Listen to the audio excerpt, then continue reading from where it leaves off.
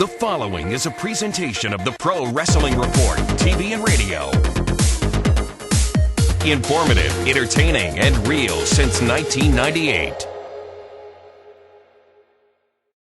Live from the 540 ESPN studios in Milwaukee, Wisconsin, this is the Pro Wrestling Report with David Hero, Frank Cosentino, Linda Kay, and your host, Damian Nelson. I'm ready for lights, camera, action. Welcome, ladies and gentlemen, to the Pro Wrestling Report on 540 ESPN, streaming all over the world on ESPNMilwaukee.com.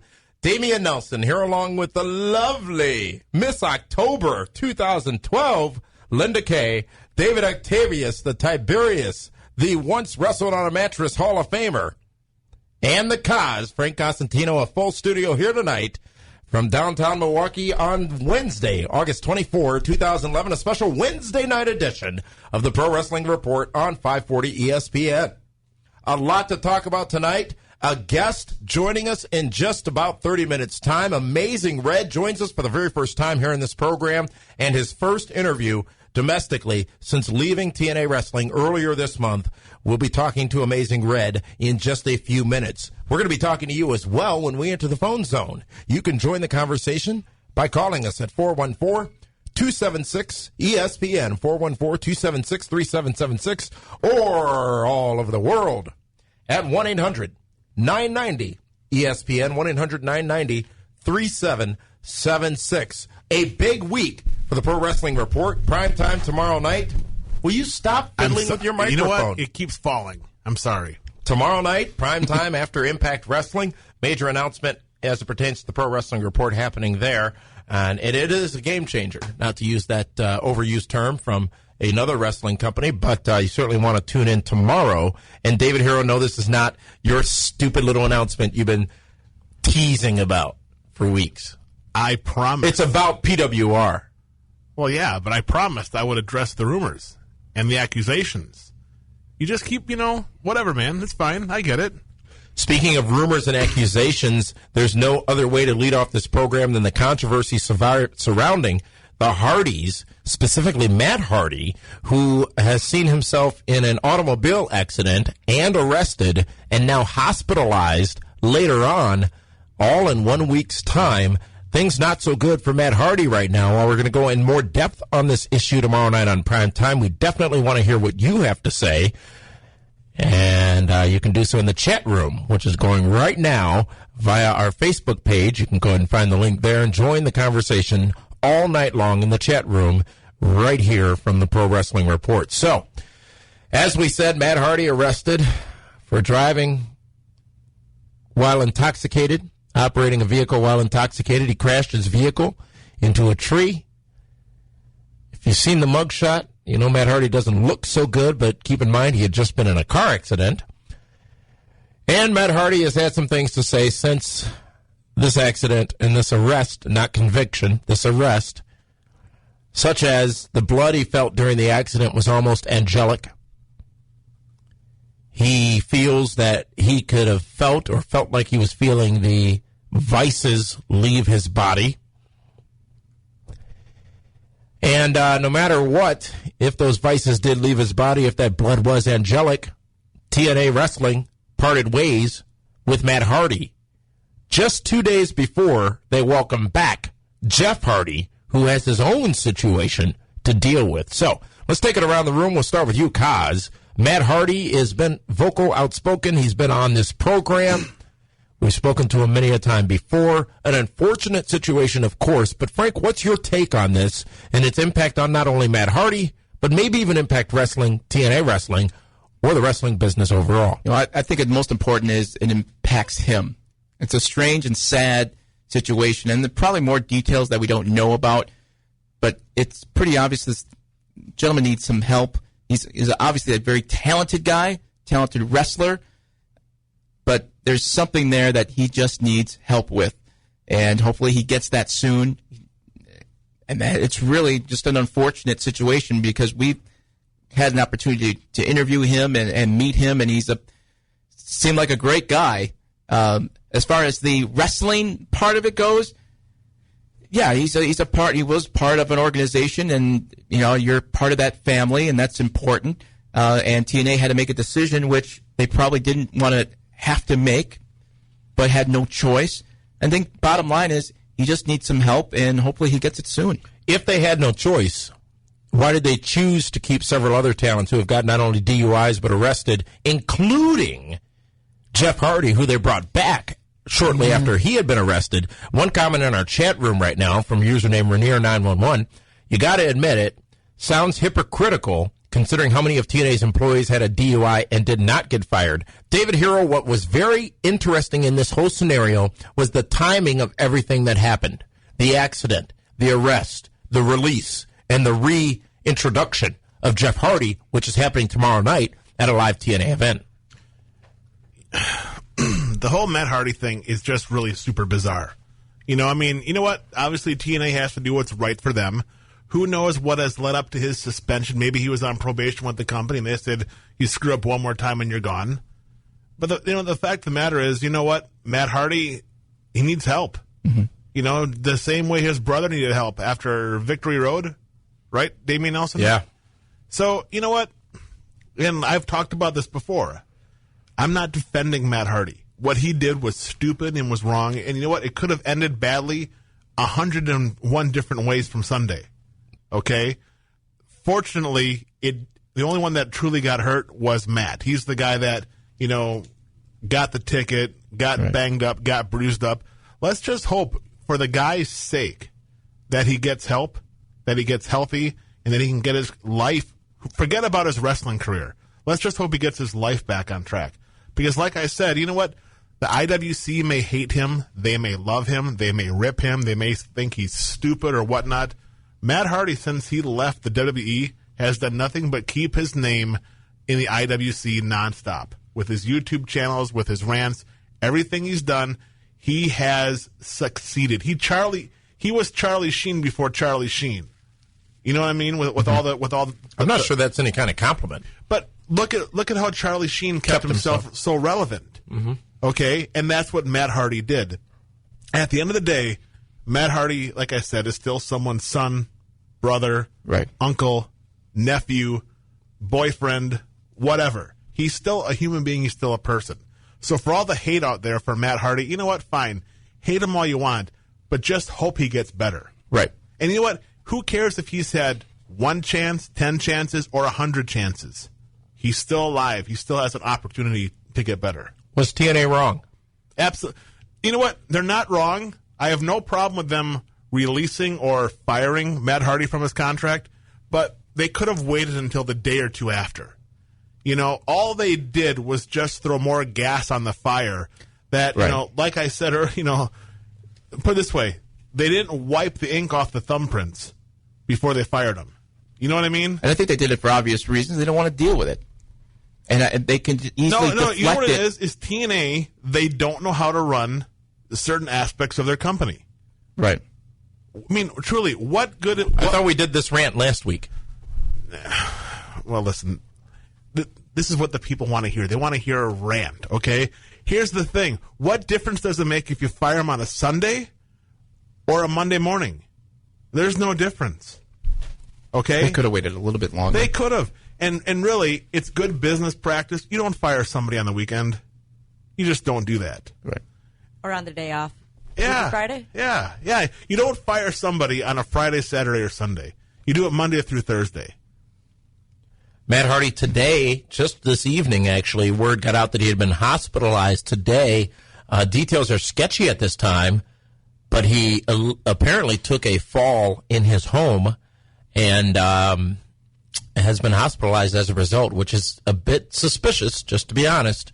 And it could be maybe complications from injuries he suffered in the accident, which we don't know how extensive those injuries may or may not have been. But we do know Matt Hardy released a video on YouTube earlier today, and it was bizarre to say the least. And we'll review that further and talk about it a little bit more later. We're going to cover this in great detail. Well, choked up here. In more greater detail. Still can't do it. Tomorrow night on PWR Primetime Television. A lot more to say about this situation, including the timing of bringing back Jeff Hardy to TNA Wrestling, which seems, again, a bit suspicious. And no, it's not. They need some star power. They don't have enough baby faces. he's his brother, David.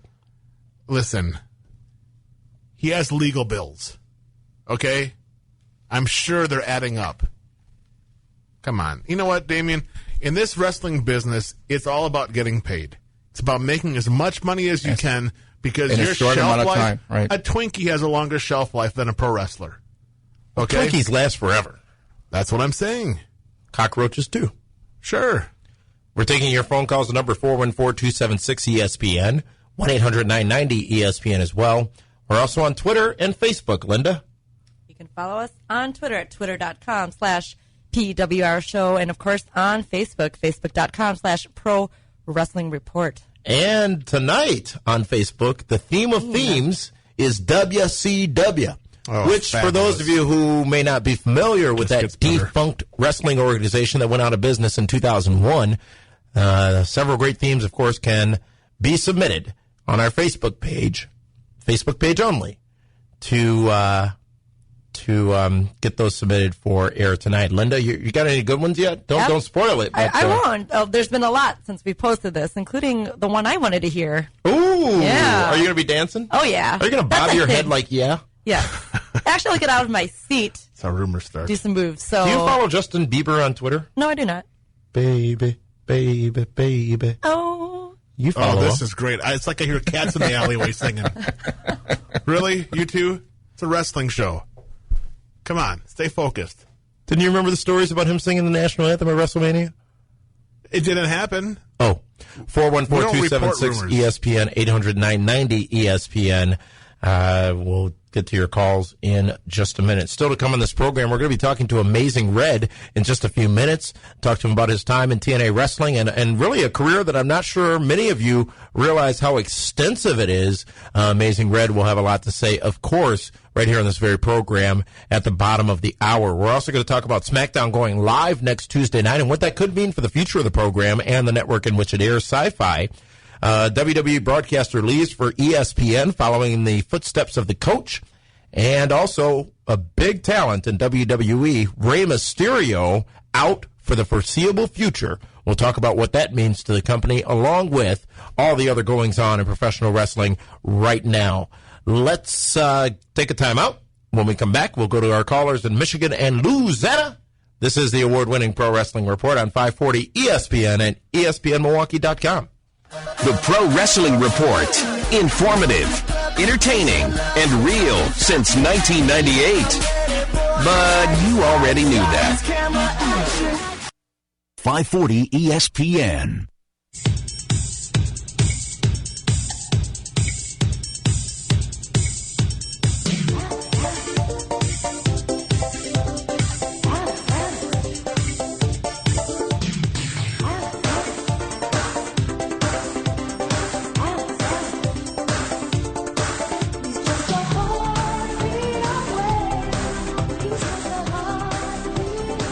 Welcome back to the award-winning Pro Wrestling Report on 540 ESPN, ESPNMilwaukee.com. Not quite the one we were looking for, but Alex Wright. It's just a heartbeat away. That's Vukikin. Sound like some porn. Not that I know anything about that, but wow. Oh, this is the one. Yes. Yeah.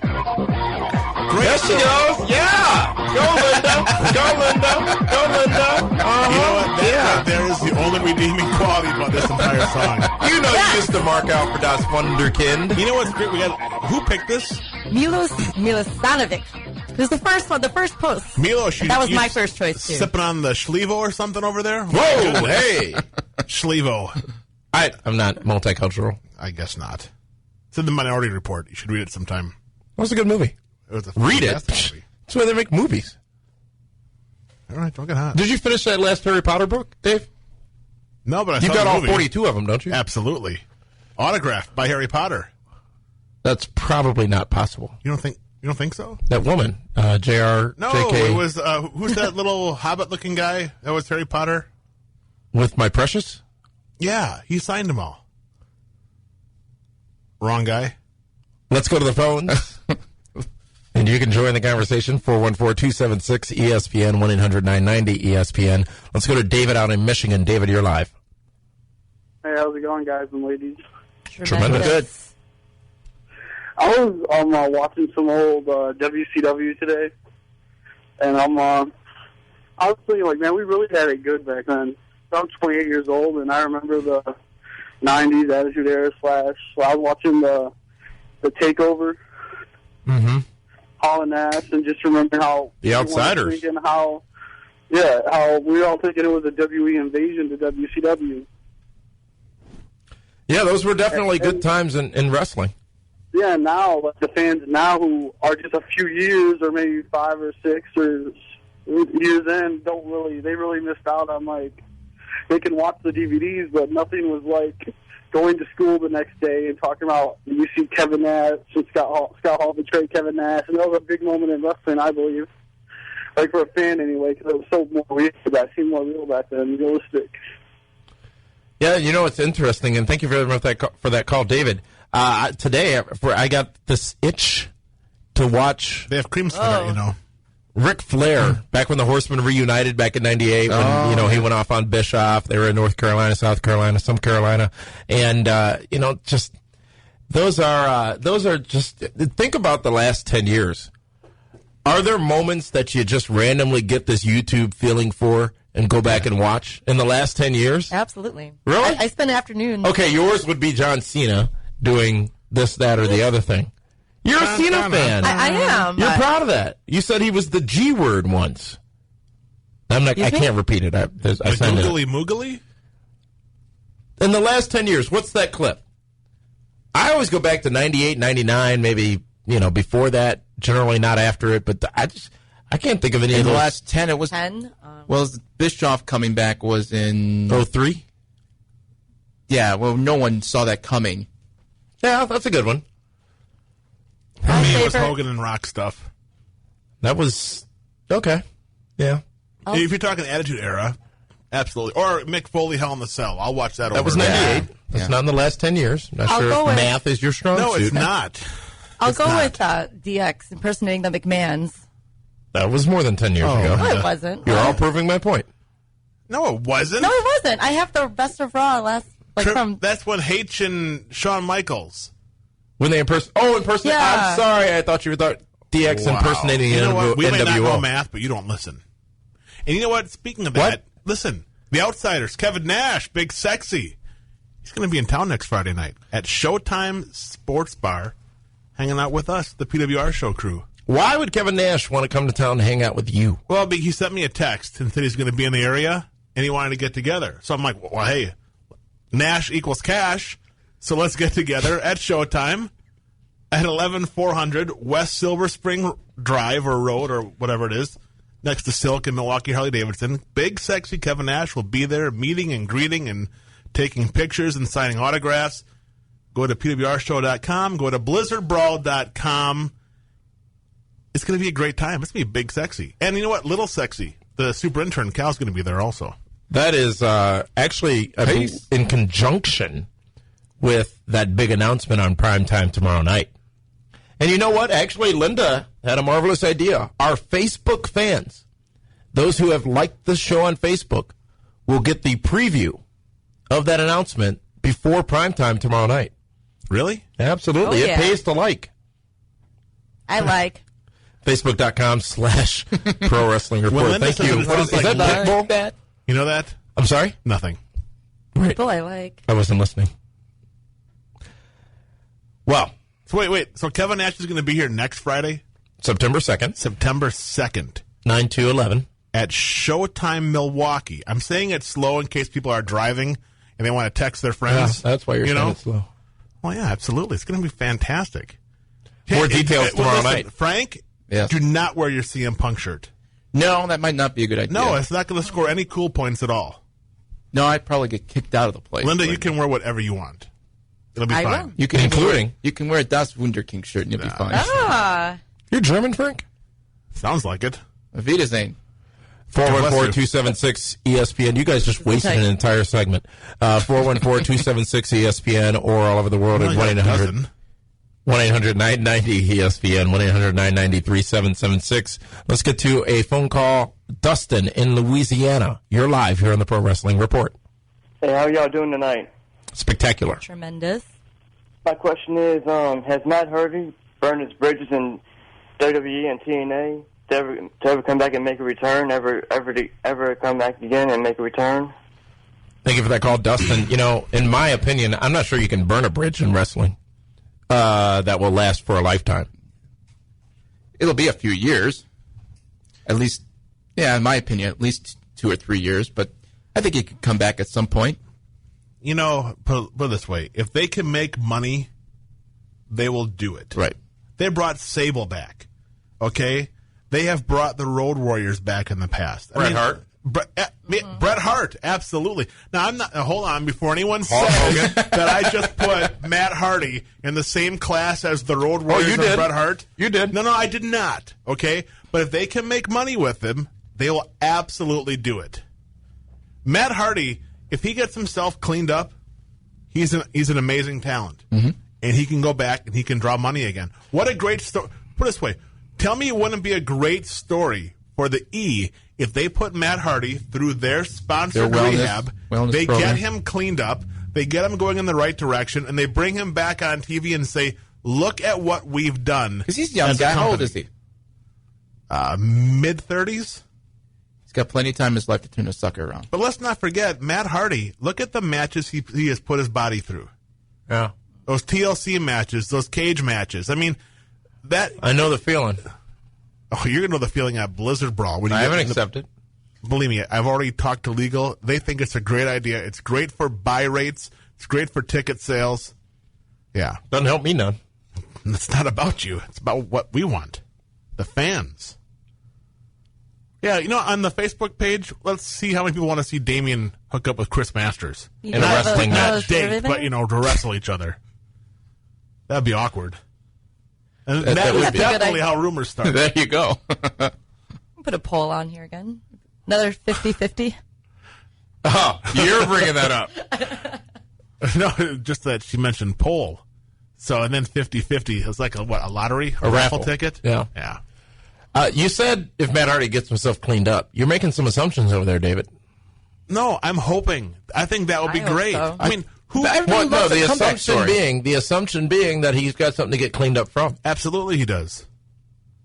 Of course, I saw the mug. Listen, you know what? Unless this whole thing is an elaborate work, Which would be crazy. which would piss off a whole lot of people. Oh, he would ruin his career at that point if he made all that up. And you know what? In the back of my mind, it wouldn't surprise me. Matt loves to manipulate the internet. And he does it brilliantly. You know? But then after that, no one would. He'd be really taking a huge risk if he's making all of this up. Well, Well, you can't make up driving your Corvette up a tree. Right. Yeah, it'd be hard. But are you saying he needed the insurance money? Probably not. No, probably not. if, like we said, if this is something where he gets some help, he's a good guy, he's a young guy, get himself help, and hopefully he can come back in the wrestling ring if that's what he wants to do. We're going to take another time out, and when we come back, we're going to be joined by Amazing Red. He's going to talk to us about a number of things, so you certainly don't want to miss this. This is the Pro Wrestling Report on 540 ESPN and ESPNMilwaukee.com. Stop stalking your ex and be our friend on Facebook and join the tremendous worldwide discussion. Facebook.com/Pro Wrestling Report. Everybody start gasping. I'm ready for the lights, camera, action. Go! You already know what it is. 540 ESPN. The following is a PWR exclusive.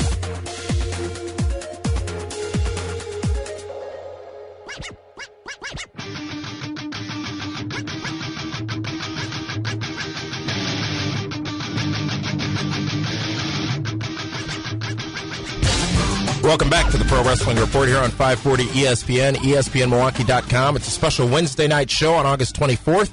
Want to remind everybody we're going to be back on Monday nights starting next week right here on 540 ESPN and all over the world at ESPNMilwaukee.com. And tonight, We are joined by Amazing Red, who is giving us some time here on a late Wednesday evening. Red, how are you tonight, sir? Hey, how you doing? I'm great.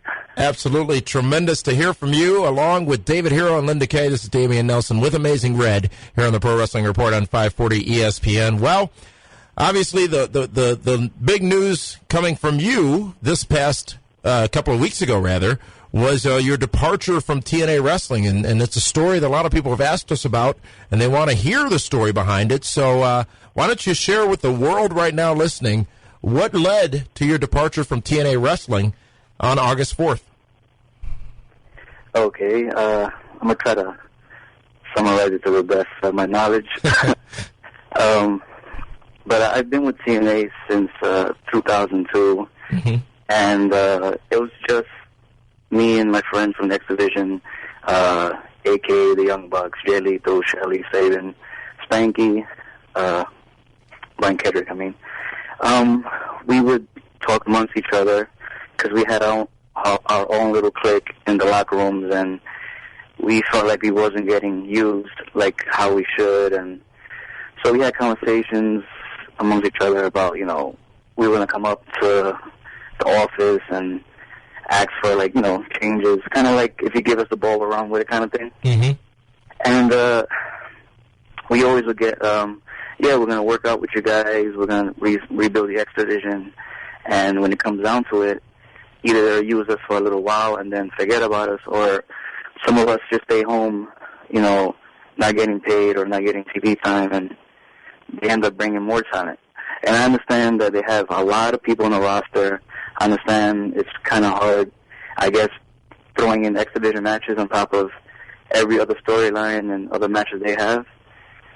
But to me, I feel like I've been in this predicament before with them, and it was just, for me, it was just like enough, my thing with TNA when I came back the last time was everybody kept saying, Red's good in the ring or whatever, but, he doesn't have character or some kind of promo thing, So I always wanted to get a storyline or something that I can prove that I can do the other part. It's just that I'm not given the opportunity to do it.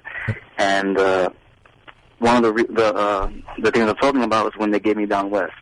He was supposed to be my mouthpiece for a little while, and I guess it was going to come to a point where maybe later on he'll start getting me in trouble, kind of like heelishly, and until I kind of put my hand over his mouth and okay, now it's my time to talk and blah, blah, blah. And it's like they gave me him, and little by little, they took him away from me without giving me no explanation. And that's how I feel like everything happens to me in TNA. They give me a storyline, or they start off with something, and then they take it away from me really quickly, so I can't even, get a leg up on things. So the Don West thing was cool. I liked it a lot. I love Don West. He's awesome. He's like the best mouthpiece I have, I could have learned from him and until the time was right to finally have me talk. And it gave me more kind of character because, it was kind of like no one had really seen it before. It was like a heel thing to do about having a manager, but he was kind of like my cheerleader and my mouthpiece at the same time. And I was X Division champion at the time, and he got a lot of things. Done for me. Like when I had Don West by my side, I had my T-shirts made. My action figure came out. I was X Division champion. I mean, I guess having him was super awesome. Then they just took him away one day, and I don't know what happened. It was, I think, after it was some match. I forgot what it was, but he just told me that they told him that I didn't need a mouthpiece, and I didn't need him as my manager, and that was the only excuse I got from him. Like he said, and they took him away. And it just keeps happening like that with me in TNA. The Crimson thing, my little brother Crimson, he came out one day with the Jeff Jarrett thing, the MMA challenge. It was really good. They had a good reaction. The next day, I'm looking at him, and he has a suit on. Because, we do taping, so the next day we were setting up for the next taping. He has a suit on, and I'm looking at him okay, I'm thinking this is his suit to come to work with. But he's actually doing promos in the suit. So I was like, what is that? He said, they're kind of putting me in the Main Event Mafia thing. And I'm like, wait, but okay, but did they say anything about me? And he was like, no, it was just a thing they wanted me to start saying messages or whatever about the Main Event Mafia or whatever. So I told him, I said, so where's my suit? Where's that at? And then nothing happened from that. And they took him away from me, like, right away. It's like kind of like kicking me in the butt kind of thing, like, where it's like, hey, Red, do us a favor. Can you get him over and then we don't need you no more? I had so much awesome ideas, me and Crimson both, like, about this brother thing. There's so many things you can do with it. And it would have gave me tons, I feel like a whole kind of cool character kind of thing where you can see my funny side, because I'm really, like, funny in real life, and no one sees that. They probably think I'm a shy kid, and I'm kind of shy, but when I get to know you, I'm a funny guy. And all these cool promos we could have did where, it's cooler because I'm smaller, and he's legit younger than me, too, by the way, so we could have did, like, funny stuff like that, and it's like they took it away from me, like, not even within a day. And I've never done anything with him after that at all. Like, no tag team, no nothing. And I was always confused about that. Every time I would ask about it, they would say, don't worry about it. He'll come back around and we'll do something with you guys later. But it never happened. So what TNA did is they gave you the X Division Championship. They design your T-shirts. They come out with an amazing red action figure. And they invest all this time and money into hopefully developing something with you, and somebody sneezes and they change their mind. Again. I have no idea what's going on. I have no idea. I mean, now, and from what I understand, this happens to a lot of the talent in TNA where it's just a lot of frustration. I mean, we've seen the stories and the reports about the Young Bucks, how they left, how they said that creative is confusing. No one knows who runs anything. Mick Foley has now come out. He has said the same thing. Mm-hmm. When you first go to TNA and you go in the corporate offices and you sit down and you meet with, whether it be Dixie, Jeff, Hogan, Bischoff, Dixie's mom, Janice, whoever it may be, I mean, what do they offer you? I mean, how does that meeting go when you sit down and you're about to sign that contract? What opportunities do they say that they are going to present you with? It's kind of like it's behind the scenes people. Is usually we don't talk to those people. We talk to their boys or their friends, and then we get like what they want to say, but in their own kind of way. And then we see them like later on when it's already too late. So we don't get really to talk. And when I do talk to like Hogan, Bischoff, even Vince Russo, like they're all cool and they all have good things to say, and that's why I'm more confused because I'm like, I don't understand. These guys like me. They want me to do good, and I'm trying to listen to them. But you're no stranger to this business. You've been around this business for a very long time. Is it really that surprising to you? And I'm not knocking those people, just saying that a lot of times in this business, there is a lot of lip service. Yeah, it's just with me, like my whole thing that I think I should have spoke. I should have opened up more before and should have been more vocal because I'm always humble in the back, It's like they give me something, and I guess they kind of took that as a sign of weakness, or I don't even care what they give me because I kind of really didn't, but then I did, where it's like I've been here a long time. I don't know if they look at me like how they used to look at the Young Bucks and think that they're kids. But the Young Bucks, one of them is married, one of them has a kid, they have jobs, I have a job, I have 2 kids.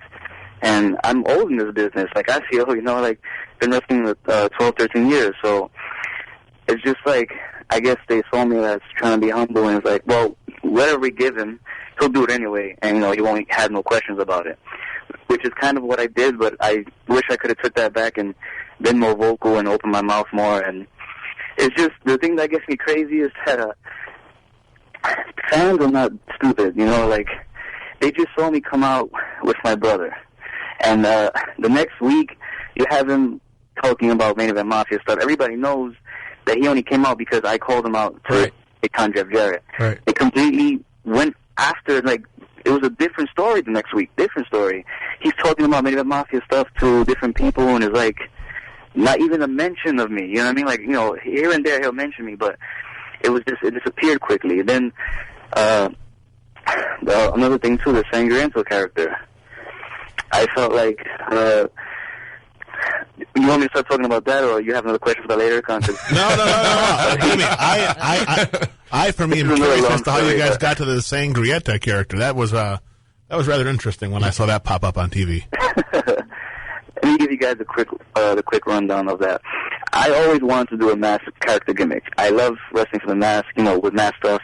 I started out watching wrestling, and I loved everything about it. That's what I wanted to do. I wanted to be a luchador, a mask wrestler, Blue Laser, Killer Bees. I love how they switched that up and stuff like that. And then you wrestled under a mask in Japan as well, right?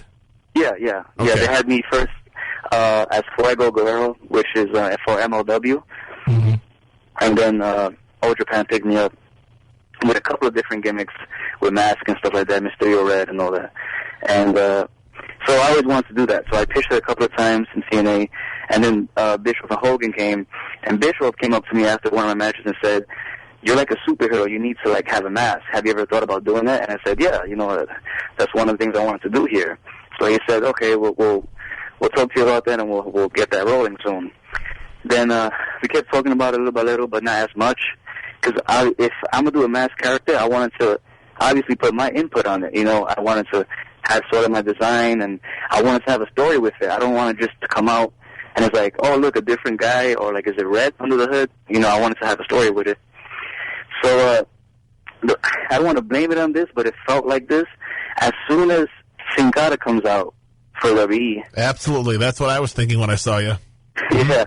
As soon as that comes out, then they this is how I felt. It's like they rolled up the mask and that costume, and they looked at me and they threw it in my chest and said, "Here, do something with that." That's how I felt like I was given the character. It wasn't like how I planned. There was no build up into it. There was no talking about it together. It was just like, okay, now you're gonna do it. Right. And I was confused because I didn't know how to act with it. I'm like, okay, so what I gotta do here? And it was like, oh, well, just take it and you're gonna be a heel at first. And then I just heard so many different ideas, and I was confused with the character. You can't expect me to get over this character that I don't know nothing about. And they sent me out there one time just to see how it will work, and they put me against Sabin and Jay Lethal. Mm-hmm. It's kind of hard as a wrestler standpoint to go out there with a mask, a brand new character. You're going to get booed regardless, right? Mm-hmm. But then when you have a mask, people cheer for it because it's like mask guys usually like superhero kind of people. Yeah.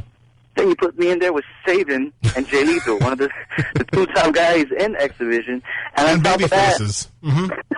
on top of that, I'm the last match of a 2-day taping show, and it's like the crowd is super dead, but and it was the Orlando crowd at that.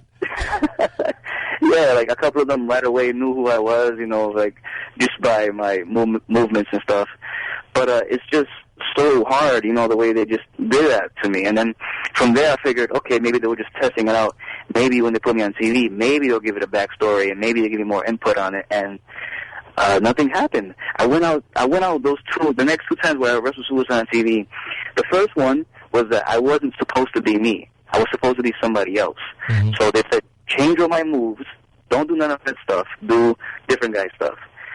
Then, when I came back from that match, they didn't like it as much because the crowd wasn't into it as much, supposedly. And, the same circumstances were happening. Then the next time I came out, they told me wrestle just like Amazing Red. And then Hogan stopped me and said, if they're chanting your name, pick up the mask a little bit and give them, a little kind of wink, kind of okay that it is me kind of thing. So I'm like, oh. So, you know what I mean? Wait, but that should have been great for you. That means you were 2 characters. That's 2 paychecks. I'm not even going to get into that. I'm not even going to get into that. Well, I guess it's time for the direct question, which is, and it's something we've been talking about on this show for the last couple of weeks, and I'll preface this by saying we have nothing against TNA. TNA's been great to us, and a lot of their talents have been great to us as well. But one thing is becoming crystal clear. If it's not Jerry Jarrett's comments of recent past, if it's not comments from many other people, including the Bucks, and even what Jimmy Wang Yang has been saying on Twitter, does that company have any structure, any foundation? Is somebody in charge of TNA Wrestling? I cannot answer that. I really cannot answer that. It's Abyss's 2x4 with all the nails in it. Janice. I don't even, like, there's going to be obviously people going to hear about it in TNA. And everybody that's listening to this that's from TNA, who works in the back, who's in the office, everybody in there has no, like, answer for that question. Everybody in there. Because it's all we talk about every time we go to the locker room. We don't know who to go to, even though they say, oh, come to me, or come, if you got a question, come to that person. If we do that, there's 5 or 6 different other people who have a different outlook on things. And it's like you're always going to be confused. Mm-hmm. And it's like, not even that, like, you don't even know which person to go to that will finalize it. You know what I mean? There's not, I don't feel like there's one person that's above the other. I think they're all on the same level, and it's like, it's just, they don't, you know, that's one of the main reasons why I had to get out of there. Like, I was up, you know, like, I had enough. Like, I can't be a part of something like that. I don't know what's going on. What I'm going to do, just stay home and keep, you know, beating myself up about it? That, you know, why I don't do this, why I don't do that? And that's one thing that a lot of people don't realize is a lot of the contracts in TNA are structured on a per-appearance payment basis. With no guaranteed dates. Yeah. And you can't work anywhere else unless they approve it. Yeah. Wow. This is the Pro Wrestling Report on 540 ESPN, ESPNMilwaukee.com. We're talking to Amazing Red, who departed TNA recently and has a lot to say thus far. Now, I might be going out on a limb here, Red, but it seems like you might have been a little unhappy in TNA Wrestling. It's not even that, man. Like, I'm a happy, little, lucky guy, and it's like, I just stood there so long and not saying anything, and all I kept doing was just talking to my friends and boys about it and not really telling the people who I should have told, because I probably would have got more input out of it. But I think the same reaction would end up happening. I still think I still would have wanted to leave, just because it's just so crowded there, and it's not organized like how it should be. I don't understand. Like, usually we would know what was going on before we even got there. Now it's like, when you get there, you don't know until like a second before your match. And so it's Nitro. Crazy. I know more about indies than I do about TNA, you know what I mean? It's crazy. Well, when they did the whole big X Division pay-per-view, leading up to that, it was you, it was the Bucks, it was Kendrick. And you guys were like, you know, talking with Bischoff, teasing him. You did the whole Goldberg tease on it. That's awesome. And then it's like all of a sudden, they reset the X Division with the guys who they were trying to rebuild it with, and they bring in all new faces. And I just heard another thing real quick. I'm sorry to cut you off, but this is another thing. It happens all the time. Don't worry about it. It's just that besides doing all that, which I don't know what's going on with that, right? Besides all that, I heard that they just took out the stipulation that there's a weight limit now. Yeah. Yes. Are you kidding me? That was the whole idea of X Division, is that there is no weight limits. Well, you know what I mean? Like, anybody can be. But now it's a cruiserweight division. Now it's cruiserweight, right? Now it's lightweight stuff. Mm-hmm. But what they did, which was a challenge during this quote-unquote X Division relaunch, is they never defined the X Division. They never reintroduced or even introduced the X Division. Thus, when they did this Destination X pay-per-view and when they went through the efforts of trying to get that steam back behind the X Division, they never told anybody what the X Division was, and one has to assume that they've got a lot of new audience members that may not have been exposed to the X Division of the past. Yeah, I agree with that, because I was confused, too, by the fact that when the X Division pay-per-view was coming up, the one that just passed, usually by that same Thursday, the week before the pay-per-view, you would have all these hype videos, all this info about X Division, all these little, you know, insights here and there, and whoever were new fans would have grown to know TNA, like clips from Nashville and, like, you know, the beginning of the Impact Zone kind of thing. And the ending videos I seen for the last Thursday of the Sunday was the pay-per-view was Bound for Glory stuff. Right. The whole show was all Bound for Glory stuff.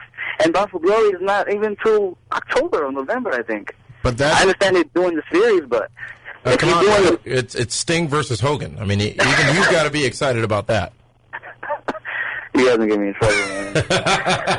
Hey, you can't get in trouble. What are they do to you now, you know? You know, Red, obviously you took some time out for the wrestling world back in 2005, nursing a knee injury. You had a tryout with WWE as well around that same time. Now that you've put TNA behind you, so to speak, after spending quite a bit of time there, what's next? Might we see you in Ring of Honor? Might we see you in WWE? Might we see you back in Japan, back in Puerto Rico, Mexico, wherever it may be? Like, any one of those I'm looking forward to, right? But the thing with TNA, I'm not, like, I'm not putting it behind me because this business is crazy where I said before that it's like a revolving door. You never know with this business kind of thing. And, you know, people could just leave and quit or whatever, and then they want to bring everybody else back who was in the next division, and I will be fine with that.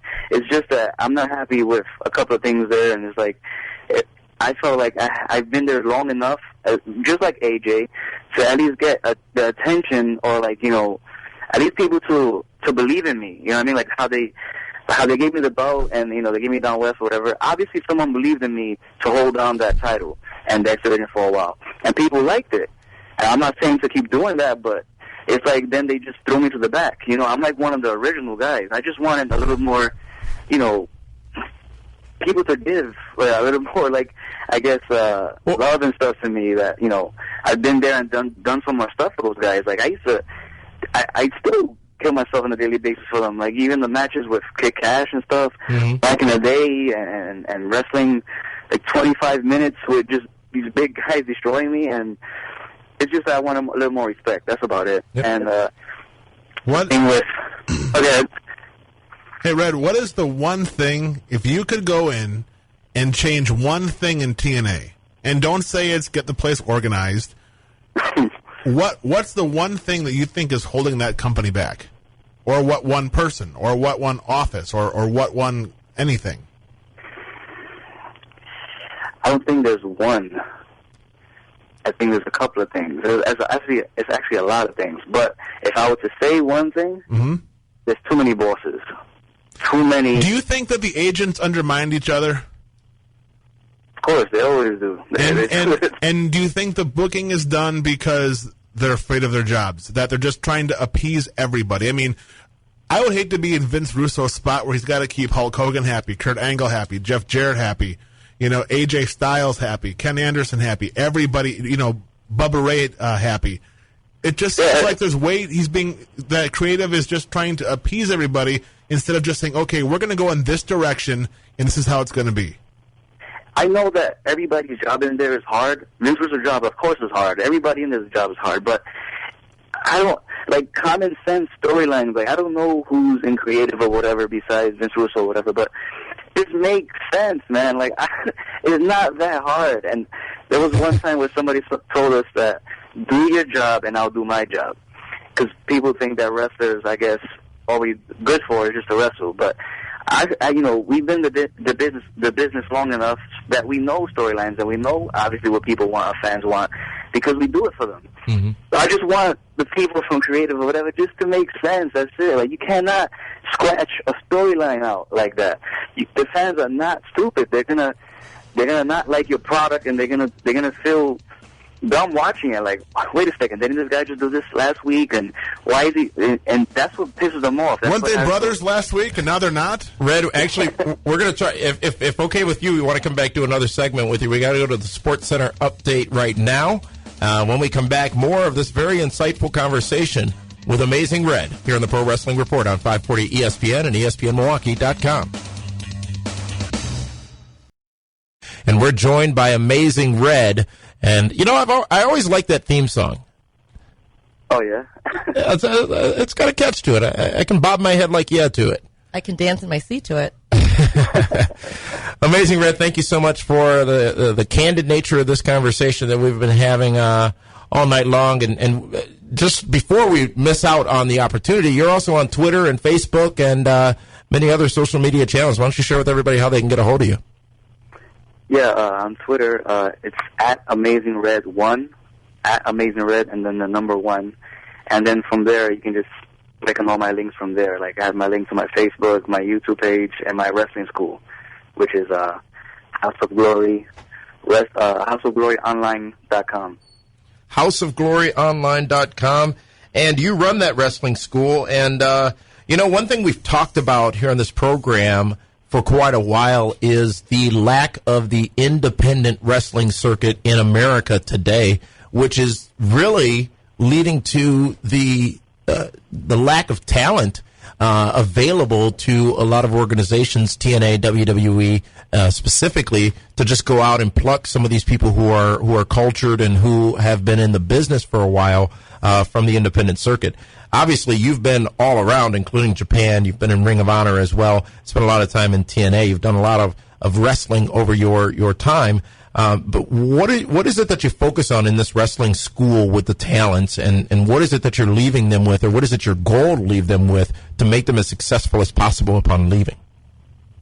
One of the main reasons why you open up the school, me and my cousins, Joel and Jose Maximo, we always want to start a school because it's like the dojo feel, and we always, at first we wanted to have like a bunch of kids who, like us, who needed to get trained, the fact, you know, all these crazy high-flying moves, stuff like that. We were just thinking about that before, but as we got older, we just wanted to let them know the truth behind wrestling before they get into it, so they're not like, uh-oh, what the heck is this, you know? Because when we got trained by Mikey Whipwreck from ECW, we were like the last students of the House of Hardcore. And he would always tell me, Mikey never liked me at first, just because I was like hard-headed and stuff like that.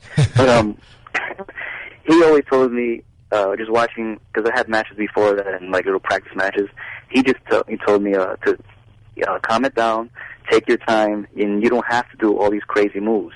You don't have to like kill yourself every time you go out there. And me being, you know, hard-headed and not listening, and being young and just wanting to get pops and wanting to be over, I didn't listen, and I just kept doing what I wanted to do, and it's like, I would end up being hurt all the time and then just hiding it from people. And then on top of that, I'm really small, you know, like even when I started out, I think it was like 120, wearing like a big jumpsuit. Soaking wet? Yeah. I don't even know how people booked me. I was just bones, you know, in the wrestling. And I'm wrestling with big, huge guys.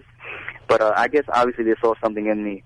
But it's just all that pain and, you know, slams and missed suicide dives where I would go to dive and the big person would like not even catch me, which I never understood. And then my body just got so beat up, and now I wish I would have looked back on that and be like, damn, I should have listened to him.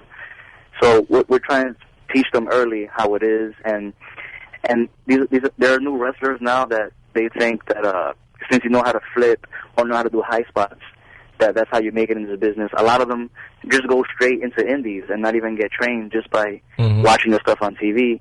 But you can tell which are the ones that know wrestling and which are the ones that just watch it. And, you know, they're like straight from being fans to right in the ring. And my school is just trying to show them that there's a whole other world of wrestling you have to know. Like, just to protect yourself and the other person you're in there with. Because, you know, at the end of the day, you guys are helping each other. And you guys are creating a show for the fans. You know, David Hero, you mentioned quite a bit about the style of wrestling that Red was just talking about. You know, and would you say it jokingly about the flips, and the elbow, and then a backflip? Right. Absolutely. Too many guys in the X Division and Cruiserweight, instead of telling the story, they just feel they want to get all of their stuff in.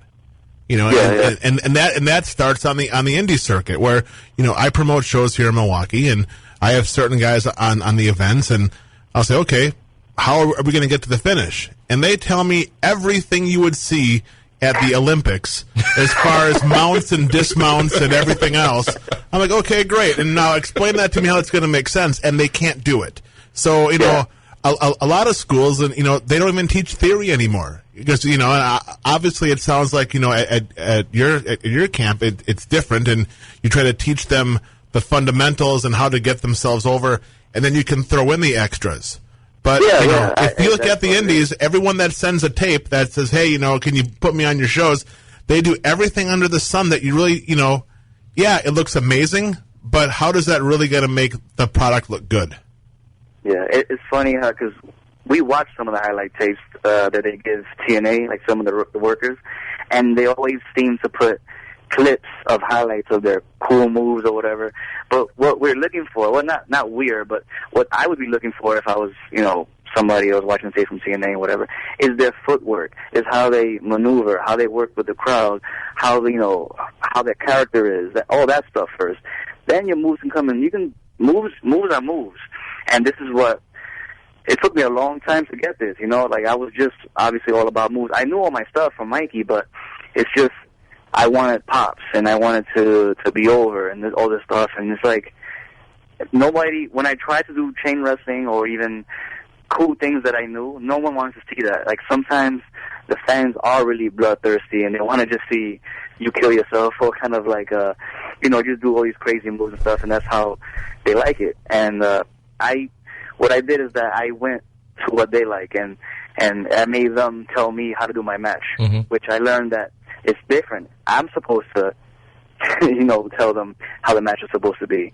I mean, you know, if you look at, let's say, the top 5 or 10 names in the history of the wrestling business, with the exception of Macho Man Randy Savage and Ric Flair, how many truly ever went to the top rope? You know, there wasn't many. So I mean, in like with Hogan and Flair, and you know, and Savage and Andre, you know, and guys from that generation, they told stories. I mean, where a back rake meant more than a 450 splash, you know. And for me, as a wrestling promoter, that's a problem that I have is, you know what, slow it down a little bit. And I think at times that was what may have hurt the X Division and turned some fans off, because, you know, there's times when you guys were going 1,000,000 miles an hour and you were killing each other, but you weren't killing each other. And that leads to the next question, which actually was submitted on our Facebook page as well.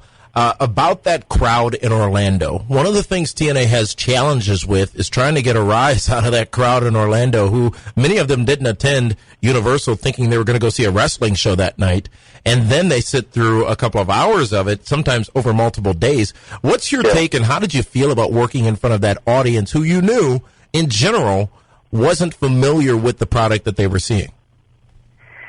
That's one of the main problems of TNA is just that they need to get out of that area, that crowd. You can go there once a while and whatever, but you have to get out of there. They're the ones who are making TNA go to all these crazy storylines. They're the ones who make it harder for the people in TNA to work and because, you know, some of them don't even want to see wrestling, and they're just there and they're just drinking and just trying to have fun. So they'll boo or they'll say all this stuff, and they're not there for that. Right. There's only maybe 10 or 15% of fans in there who are like marks, who want to see it, who know the people, who know the wrestlers, and you know, maybe that's why the booking is so all over the place. That's what I'm saying. Because you know, I guess they try to please them also, and on top of that, the people in the TV audience, which is hard. You have to get out of there. And when you can ask anybody, their house shows, like the TNA's house shows, are awesome. Yeah, like, you know. Sometimes they don't pack a lot, you know, but the house shows are awesome. And I figured just two things, because we work easier on house shows, which is even better. And on top of that, we're getting out, you know, we're doing different things in different crowds, wrestling fans who really want to see it, because they're the ones who want to go and pay the ticket and go and try to find where we're at. Orlando's just like, they're already there, and it's like we pulled them in. Oh, you want to see wrestling? No, not really. Oh, well, come anyway. Yeah. It's just like, you know, they don't really want to be there, and they're there for a long time, because we do like sometimes 2 or 3 tapings in one day. So it's hard. Now, we talked earlier about Vince Russo as well. You brought him up, and you know, Vince Russo gets a lot of negative feedback from specifically the internet wrestling community. Something goes bad in TNA, that's the first person they blame. Does Vince Russo get a bad rap? Does he get one? I know Vince. I talked to him a couple of times. He's a cool guy. I don't have no problems with him. But every time I hear his name, it's always, you know, involved in some kind of negative thing. Or it's not even from wrestling fans in general. It's just workers and people and other promoters always talk about. The thing I don't get with that, like, if Vince Russo is so bad and destroying the wrestling business, how people say, how does he still? I'm not saying this about him, you know, because I like the guy. I'm not saying to lose his job, but I just understand if everyone has a problem with him like that, and they keep blaming him for wrestling going down or whatever, how come he still has a job? Like, because he knows where the bodies are buried. So I'm just saying, like, I don't know, like, why they always talk that badly about him and no one does anything about it. So obviously he's probably just maybe pointing the finger. I don't know. Well, There'll be a lot of people. As you said earlier, too, it's not any one person or one thing. It's a cumulative series of things that is leading to, you know, the TNA not being as successful as it should be and could be at this point. When you look at the roster and look at the names, and arguably some of them may or may not be past their prime, but when you look at that roster and look at the names and look at the placement on Spike TV, there's no reason that over the last 5 weeks that show is getting less and less and less viewers every single week. The only reason is they just don't have that foundation. They don't have that core. And you can't expect TNA to be WWE. WWE's been at this for over 40 years, however long it's been. They've got a machine up there, as everybody well knows. TNA doesn't have that machine, but some would say they may not even have the gear to start the machine. I don't know. It's just, I also, too, I think maybe it's the friends that, if there's friends over there, I don't think they want to, you know, kind of get each other mad by, you know, maybe letting go one of their friends or talking down to one of their friends. So I'm thinking the people who are not part of the friend, like the friend circle, I think people like me, Young Bucks, Jay, Lethal, like, they can let us go and let us do other things because they think we're young enough to, like, you know, do whatever or come back or think that it's kind of like a cool thing that we're going to let go. Mm-hmm. And the friends always stay in that circle. And it's like, even though the friends are doing negative things, part of the circle, and like one of the biggest problems, they will never let the friends go just to keep each other pleased, kind of thing. Something that sound like that also. Just you've mentioned Young Bucks a few times. Have you talked to them since they had their tryout match? They've been vocal. No. Okay. A couple of times on Twitter, but I heard recently, they had one. Why? What happened? Well, no, I mean, Booker T went on Twitter and said that they didn't acknowledge him, didn't shake his hand, didn't say hello, didn't say goodbye, didn't offer to buy him lunch or anything. Basically following up on what RVD said. And I don't know if you know, Red, but, this was a comment that a lot of people got a little up in arms about, which RVD saying he's a rock star and that everybody else in TNA needs to be following him and learning from him. And he took offense to the fact that the Young Bucks never introduced themselves to him, and that's what Booker T followed up on after they appeared on SmackDown, or at least had a dark match on SmackDown a couple of weeks back. Again, this is all hearsay from the people, from not the Bucks, but it's been a unique situation with them. That's weird, especially to find the Bucks in that kind of predicament. They're the nicest guys I know, man. Mm-hmm. Like, I don't know, maybe it's something different than that. Do you think that their look of being too close to the Hardys has hurt their opportunities? No, not really. Just because when they did get put on TV against the Guns and stuff like that, I didn't hear that many things about them and Hardys. I just heard about Gen Me, which is kind of like, kind of cool, because then I don't think they would have got like a push at that moment if it was too much of the Hardys, because at that moment TNA had the Hardys. Mm-hmm. So I don't think there's that. I think that's probably one of the excuses that they can use to get rid of them. But, I don't know the pay structure in TNA. I've heard how it works, but it doesn't sound like it was costing them a whole lot of extra money to keep certain guys around, especially if their deals are, yeah, you're going to be with us for 2 years, but we're not going to, and it's a per appearance paycheck, but we're not going to guarantee you X number of dates. I mean, I don't understand where they were trying to save money or whatnot. I can't help you out there, man. You know what? Sometimes no answer is the best answer. We have a question from our Facebook page, and this comes from Ryan Smith. He wants to know, who was the best guy you ever worked with in TNA? The best guy. I mean, I have always like a couple. It's never really just one. But my favorite guy to work with, that was my first time in TNA, who helped get me a job, and it's my boy Loki. Mm-hmm. G Caval, whatever. I love working him in general, not only in TNA but anywhere else, just because when me and him wrestle, we always bring a different kind of style to it, some kind of like martial arts kind of style and like a movie thing. and it's always fun to like throwing ideas and do new things with him. But yeah, it's fun to be in. You know what's intriguing? You bring up Low-Ki Senshi. He obviously had the run with WWE, had the run with TNA as well. An amazing talent, much like yourself. Mm-hmm. Very outspoken, though. And, then you've heard the rumors, of course, of people who are outspoken in wrestling being difficult to work with, quote unquote. It's interesting how many people like yourself are wanting out of TNA and who have asked for their releases and who have departed TNA Wrestling just due to seeming frustration over where the company's going. Do you think that in the next, let's call it 6 to 8 months, TNA is going to turn a corner and things will start looking up as opposed to looking down, which is where they've been pretty much since Victory Road in March? I always had that in the back of my mind. I was always hoping when I was there that something was going to pick it up. Some different people were going to pick it up. I don't know what it is, but it feels like it was going to get good for a couple of days and weeks, then it's back down again, and I don't know what's going on. So that's the problem I have with TNA. It's just too many questions and too many I don't know, and too many people are lost in there where you can't get a correct answer. You can't get like a straight answer, and I don't know. It's hard. Like I hope they do. I don't have no problems with TNA. Like outside of that, they helped me to where get me where I'm at. I got an action figure finally. It's like one of my dreams I wanted to do is have an action figure. How many do you have? How many do you own? Me? I got like maybe one for each kid and one for me. Hey, there's nothing wrong with that at all.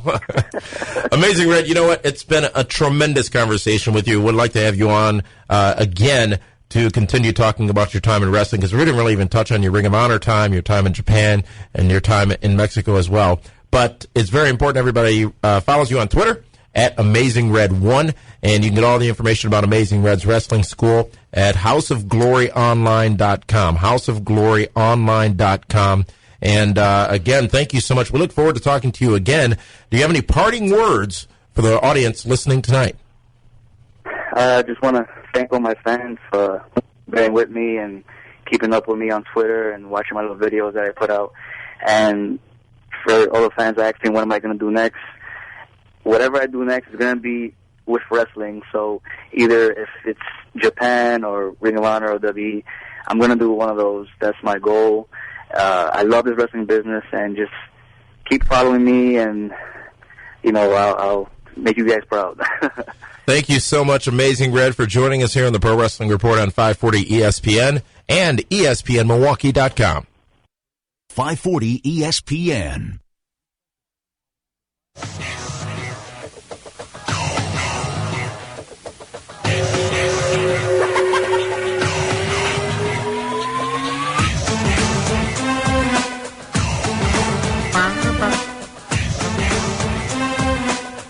Welcome back to the Pro Wrestling Report here on 540 ESPN, ESPNMilwaukee.com.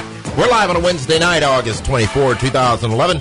Damian Nelson along with Linda Kay and David Hero. And you know what? I'm feeling dang good. I'm feeling great. You got that cream? I've got that vibe. Oh. Tony has got it, too. Gotcha. I am feeling good. Tomorrow night on primetime, major announcement. The biggest announcement since we started here on ESPN Radio 3 years ago.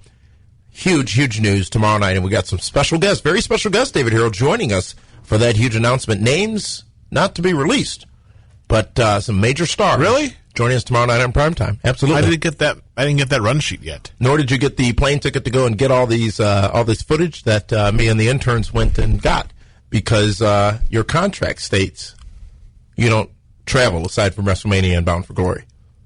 Well, yeah, because I don't like those little two-seater planes you guys like to use. I want to thank Amazing Red for a tremendous conversation. Spent the last hour with him on air here on the Pro Wrestling Report on 540 ESPN. We want to have him on again to talk a little bit more about his time in wrestling. Very good conversation. And, David Hero, we're going to talk more on primetime tomorrow about this, and I hate to beat a horse that's already dead, but... Oh, then why do it? Well, if this is our job, it's our job to report. No, it's not Hogan and Sting. Okay. It's just the problems in TNA Wrestling. You know what? Here's the thing. They need a fixer. They need a turnaround guy. That's what they need. You know what? I hereby offer my services. Actually, no, I don't. There's no chance in heck I want to be involved with any of that. Because as you said earlier, David Hero, it is not easy being anybody in any position of power in professional wrestling because you're always pleasing how many masters? Thousands, if not millions, and you're never, ever going to survive that environment. That's all I'm saying. I think you should do it. I think you should throw your hat in the ring. Here. I think we'll be fine without you. You know what? I think, you know what? It's your childhood dream. You want to be the next JR. Jim Ross is my idol, yes. Yes. I think you should go and do that. I'd be a broadcaster. Yes, you would. I'd do it in a heartbeat. You'd be tremendous. Oh, Linda, you're so sweet. Wow. Did you hear how I deepened my voice there? Called job A security. little Barry White on you? Barry Black. Oh, my gosh. What? Somebody picked Harlem Heat. Theme of themes tonight is WCW. Oh, yeah. One of my favorite themes, actually. Thank you to Warren S. Bowman Jr. Oh, Bowman from Boston? I believe so. David Hero, you looking forward to No Surrender and Night of Champions, the September pay-per-view offerings from WWE and TNA? Absolutely. Why wouldn't I? But you know what else is going to be out there pretty soon? What, David? Rihanna is having a video release. This was the perfect segue to talk about Ring of Honor and their big debut all across the nation on all those Sinclair broadcasting stations on September 24th. I don't get a run sheet. I get a memo here about Rihanna and some video that's going to be released. E is reporting that, by the way, so it's got to be true. But yeah, Ring of Honor, absolutely. September 24th, check ringofhonorwrestling.com for the station listing. And Ring of Honor is probably in your area. If not, you can catch it online on demand at ringofhonorwrestling.com, ROHwrestling.com. You know, it's going to, so now we have, let's see, it's a 1 hour show of Ring of Honor. We got 2 hours of Raw. We got 2 hours of SmackDown. That's 5. You got 2 hours of TNA. Now we're at 7. Well, 12. When you add in the TNA time. Why? Well, it feels like that sometimes. Wow. NXT. I Because don't you watch that every I week, do right? not watch NXT. Oh. Ever since Maxine Superstars? and Husky got screwed, I stopped watching. They did that on TV? No, that was Edge and Lita. But, wow, that's like a lot of wrestling to watch now. Maybe there's more. Oh, my God. I've been talking to Davey Richards a lot lately. Really? Well, this whole Masters thing, I've been trying to get some stuff figured out, and he's one of the best in the world right now. Like Davey Richards could teach you anything in wrestling. We've been talking. No, he's a great teacher, but can he teach you? I'm learnable. Bro, you I'm can't sculptable. tell a wrist lock from a wrist watch. Yeah, That's this the is a problem I fossil. have. Yes, you are. You're too old to be in the ring. WWE SmackDown is going to be live next Tuesday night, and this could be big for WWE. They did it once before as part of 3 big days on the USA Network, trying to avoid this Labor Day holiday. So SmackDown's going to be live next Tuesday. If you don't know, they tape SmackDown on Tuesdays. Well, in this case, going to air it live, and some are saying that this might be something for the Sci-Fi Network to consider, as they could easily swap around programming. The question, is there that much of a draw, and what impact would it have on SmackDown?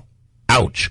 What impact would it have on SmackDown to be live each and every Tuesday night on Sci-Fi instead of its taped version on Friday nights? Be now, great. what they're really building this around, because I happen to get some intel on this, what they're really building this around is the ascension of Cody Rhodes as Intercontinental Champion, and the fact that they're building that brand around him, and they figure that Cody is so must-see that taking SmackDown live on Tuesdays is the only way to go to satisfy the millions and millions of Cody Rhodes fans. He's my next big thing. Great. You guys killed a great segment, just so you know. You were going fantastic. I'm going to forget the whole Cody Rhodes thing. The fact is, if they go live on Tuesday nights going forward, it's just more of an urgency to watch it. From Monday to Friday is an eternity for some people. Yeah. They can run storylines now back-to-back nights. Yeah. My concern is, I have heard that ADR will be wrestling Sin Cara on the live SmackDown. I think that might be the end of Sin Cara. That's been a dud, huh? I think ADR is going to make him tap, and that will be the last time we see the guy in the blue mask. Aside from obvious reasons, just to be blunt and honest, Sin Cara is a bit of a replacement for an injured Rey Mysterio as well, so maybe that dynamic changes with the Rey Mysterio news we heard, which is that he's going to be out for several months after knee surgery. We'll talk about that later. Right now, let's go to the phones, and let's go to Dwayne in North Carolina, who's been waiting very patiently. Dwayne, you got a little woman named Irene knocking on your doorstep. Hopefully all that is going well, and hopefully that cone of probability takes it more out of the coast than onto the coast. But Dwayne, you're live. How's it going, gentlemen? Yeah, I'm not worried about no hurricane. I'm good. Hunker down. Oh yeah, I got two things. First of all, I think I know what's wrong with Matt Hardy. I got this theory that maybe Jeff Hardy took over his body. Oh boy! Did you watch Matt Hardy's YouTube video today? And maybe that's what happened. And now Jeff Hardy has got himself together, and now Matt is acting crazy now and being self-destructive. But on a serious note, I have the problem that I have with the Hardys is their self-destructive ways. You know what I'm saying? Because I look at it, you got guys that's coming up in the indies or guys that's looking for that shot at, TNA or WWE that never really get it, that's very talented, that go out, they bust their butts, every day training or whatever. And then you have these two, butt heads, and they do silly stuff. And it's like, I don't get it. You know what I'm saying? You have an opportunity to where you live in a good lifestyle, you're in the public eye. You should conduct yourself in a certain manner. Go ahead, David. Here's the thing, okay? They were young in the wrestling business, super young. And I don't know if you spend any times at indie shows and you see this young talent come up, they all think that wrestling is about obviously going out there and crash and burning and doing high spots and getting all your stuff in. And then after the show, you go and you grab a couple Xanax or a few Somas and pain pills and wash it down with a few beers. Flintstones vitamins. That is how some of the indie guys that are being brought, they feel that's what it's all about, being a wrestler. And you know what? I guess the thing that's so disappointing is that it carries over. I mean, for the longest time, that Attitude Era, I was with a bunch of those guys. I saw the different pharmacies that would come out of their fanny packs. Okay? And unfortunately, Matt and Jeff, when they were there, they were young. And you know what? Those veterans took them under their wing, and that's what they saw. You know what I have to say? It's unfortunate that people who live their life in public have no greater and no less issues than any one of us. And there are thousands, hundreds of thousands of people battling whatever demons there may be out there. It's unfortunate that someone who is so famous and so powerful gets into these situations. But at the same time, as you're saying, David, it's at times par for the course. And let's not forget one very important thing.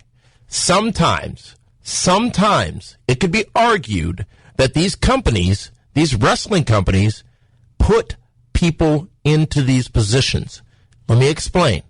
You've heard Kurt Angle on this very program talk about his abuse of prescription drugs in the past as a result of his road schedule, as a result of being used so much, and as a result of having to deliver when asked for fear of being put on the sidelines. So I'm not saying it's the company's fault. I'm not saying it's that person's fault. But I think it's important to realize that many times these people are put into situations where prescription or non-prescription drugs are the only way out that they see. And again, it happens to so many people. I've mentioned many a time before how one of my favorite broadcast television programs is Intervention on A&E. It is one of the most fascinating pieces of television each and every week because you do get a glimpse into that life of dependency. And you get a glimpse into the goods that could come of it from getting off of it. and the bads that can come from it for not getting off of it. But one thing you certainly get is you get the perspective from that person. And it's real easy for a lot of us to sit here and say that they're a bad person for doing this, or to make assumptions that something is a direct result of something else. You know, here's a prime example, okay? Optimus? Sure, absolutely. However you want to look at it. Rodimus. And I'm not saying that the Pope was in any of this scenario, as in Matt Hardy or Jeff Hardy or anybody. Pope had a rocket on his back a year or so ago. He won the tournament in TNA, went on to wrestle AJ Styles, and what happened? He got hurt, right? Mm-hmm. That rocket on his back has been gone since. Yep. Because other guys stepped up while he was hurt and took his spot as a top babyface. That may have been Ken Anderson, may have been Jeff Hardy. These guys in the wrestling business, they know there is no job security. If they can't perform, they're not going to be used. And I'm not saying it's right or wrong or indifferent. Sometimes these guys are hurt. They got to pill up. They got to take the pain away, because you never know when that opportunity is going to come back again. Just saying, that is the nature of the wrestling business. And if anyone says that is not the case, then they're lying. It's the nature of the entertainment business, more specifically the wrestling business, due to the physical demands. But you mentioned Charlie Sheen earlier, and while I certainly don't want to get onto a tangent about him, these things are so much more amplified when it's a public figure than when it is the hundreds of thousands of people that deal with the same situation right now as we speak. This is the award-winning Pro Wrestling Report on 540 ESPN and ESPNMilwaukee.com. 540 ESPN.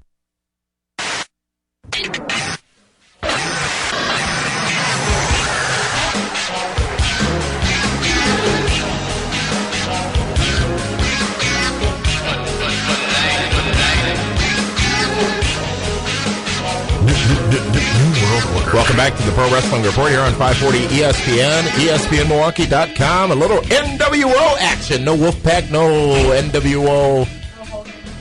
No. What was the faction from the South? What was that? NWO? The LWO. Latino World the Order. LWO. Yes. Mexican America. And there was the BWO. The Blue World Order. That wasn't an official faction. Yes, you know what? You know what I remember? No. But remember when when Nitro took over? I'm sorry, when NWO took over Nitro, and they wasted hundreds of thousands of dollars on like a whole new set, new banners, new ring aprons, all kinds of stuff, and just for 1 week, and it never got used again? Yes. All right. Keith Hanley, thank you so much for good stuff. Choosing that. Saying a bit of NWO would go down nicely, please, Linda. Did you blend two comments into one? Yeah. That was tremendous. Who said that? Keith Hanley. Keith, post it on your wall. Keith, fantastic. Speaking of NWO, though, once again, I got to talk about it. Big Sexy Kevin Nash going to be coming to, I almost said something else. Showtime Milwaukee. Showtime Milwaukee next Friday, September 2nd from 7 to 9 p.m. Linda's going to be there. Linda Kay will be there. Yeah. She's going to be wearing some silk. Oh, I would hope so. It's going to be tremendous. You said you were going to wear that silk blouse. That's not a blouse. The one we bought you with the logo on it and everything. With the big L on it? Yeah, like Laverne. And just go to pwrshow.com or blizzardbrawl.com for more tremendous information on GLCW shows and Big Sexy Kevin Nash. And remember, big announcement coming tomorrow night on PWR You Prime better Time. Deliver. Because you know what? I'm going to deliver faster than Domino's would with this one. That's what I've been hearing. And it's going to taste better.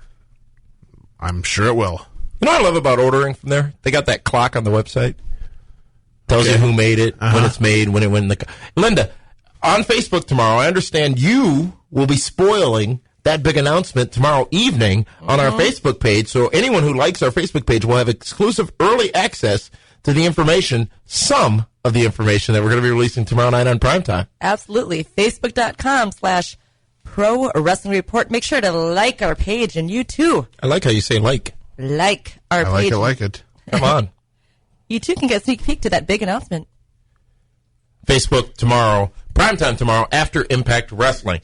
Well, you know what? We forgot to... Well, I know we mentioned it, but Linda Kay is a calendar girl. 2012, Miss Octobre. You guys got to go to Coyote Ugly, get your calendar, go to the month of October, and say, thank you, Jesus. That's what I did. Oh, DWHS. And that's how it was stamped, DWHS. Let's go now to a little bit of discussion about Rey Mysterio, who legit suffered a knee injury. You get to pick somebody up then, huh, amigo? I do get to pick somebody up, but I'm going to do so in a very, very advantageous way to the Nelson family, which, by the way, come time for the shuffle in November, I'm going to be dominating. Night of Champions is going to be perfect for me. Just you watch. Anyways, Rey Mysterio gone for several months from WWE. Not the first time Rey Mysterio has had to take some time away. It's obviously an unfortunate situation as he's dealing with an injury. But what impact will this have as Raw losing one of its top baby faces in Rey Mysterio? You know what? Are the fans going to embrace him when he comes back again? Absolutely. Yeah. Well, then it's good for business. He'll come back around, what, Royal Rumble time? At the earliest. You know? And then they'll give him one last run through WrestleMania. And then that might be it for Ray. He's made enough money. I mean, he is on so many different action figures, T-shirts, DVDs, video games, you name it. I mean, he's going to be getting royalty checks. I mean, his great-great-grandkids will be getting royalty checks. Did you ever see his movie? Ray has a movie? Yeah, it's a horror movie. It's a wrestling/horror movie. I can think what it's called. Is it in I must say, English? Mm-hmm. I was going to say Diary of a Wimpy Kid. David Hero. What? Let's go to Kerry Nacho from New Libre? Jersey, who's calling us. Nacho? He wasn't in that. Kerry from New Jersey, you're live. Yeah, hey guys. Hey, Kerry. I think TNA needs right now is somebody that young kids can believe in. Because as you guys know, Got the Pope. It's young kids that buy the merchandise. And it's young kids that fuel the company economically. Now, it's the 35 crowd that may engage in the advertising and they buy the T-shirt. As a kid, I remember I believed in Bret Hart. I believed in Shawn Michaels. I believed in those guys. There is not one guy in TNA that anybody can believe in. And there's so many guys in WWE that people can believe in. And I think the only option for TNA at this point would be to change the time slot, go later, and become an adult-centered show only. Because that's the only way it'll be successful. Thank you for that call, Kerry, out in New Jersey. You know, I got to say, they've been there, done that. Remember, they changed their schedule how many times in 2010? They went to Mondays, then back to Thursdays, then back to Tuesdays. I don't even care or know or forget or remember. Don't get hot. Yeah. You know, I hate for this to become the sounding board for what's wrong with TNA. David Hero, I want to challenge us to think about and look at what's good with TNA right now. I really like what they've done with Crimson. I think that whether or not it's the right person to do it on, they've picked somebody. They're focusing on that somebody. That somebody's going to get a high-profile match at Bound for Glory. They're going to get it with Kurt Angle, who can make anybody look good. I think that their efforts to rebuild the X Division have been in the right place, executed horribly. But, I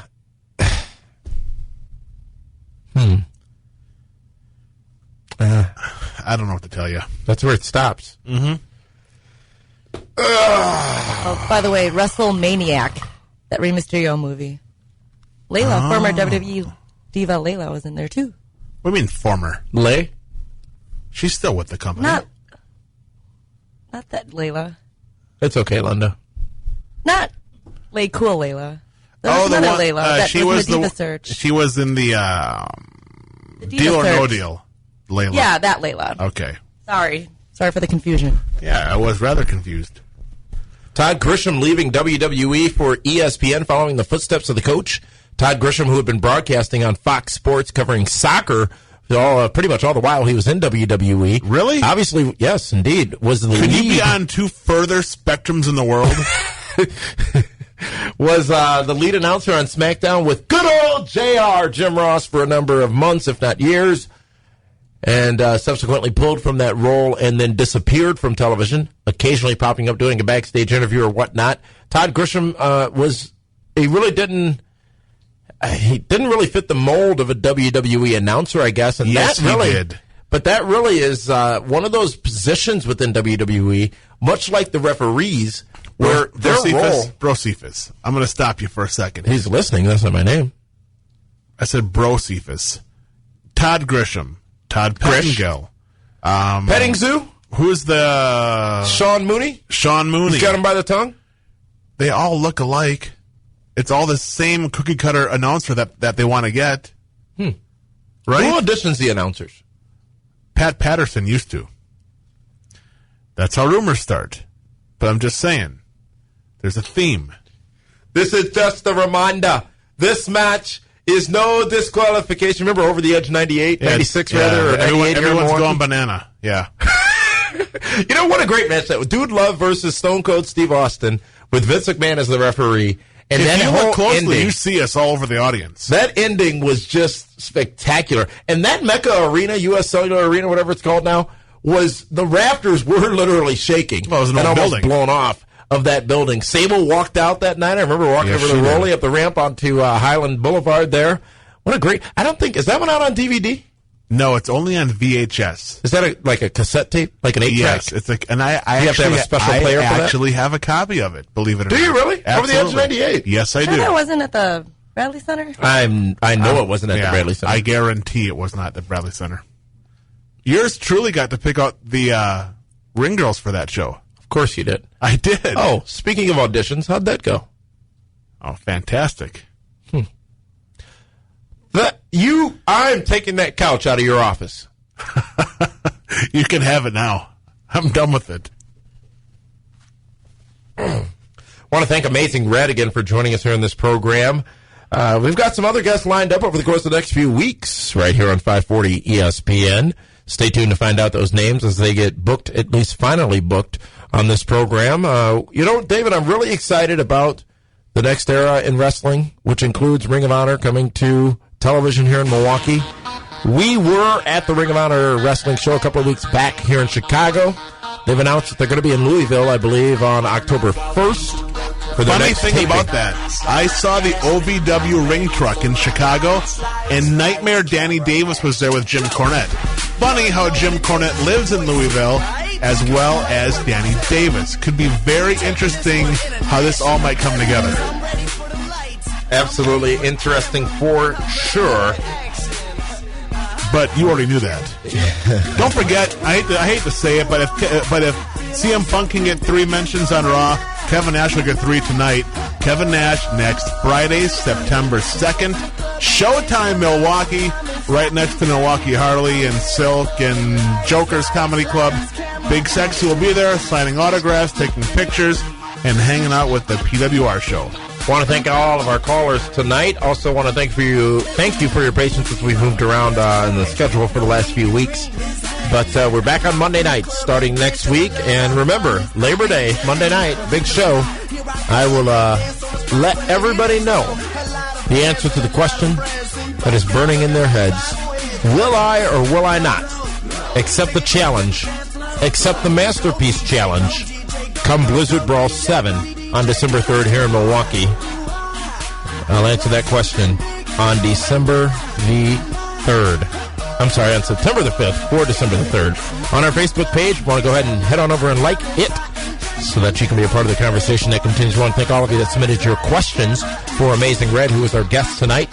We only got to a couple of them, but we definitely appreciate the engagement and your participation with the Pro Wrestling Report. For David Hero, for the Cause, and for Linda Kay, this is Damian Nelson saying, make sure you tune in to PWR Primetime tomorrow night after Impact Wrestling for the announcement that changes everything about the Pro Wrestling Report television. That tomorrow night after Impact Wrestling, on demand at PWRshow.com and on YouTube. This is Damian Nelson saying thank you for tuning in to the Pro Wrestling Report here on 540 ESPN, streaming all over the world on ESPNMilwaukee.com.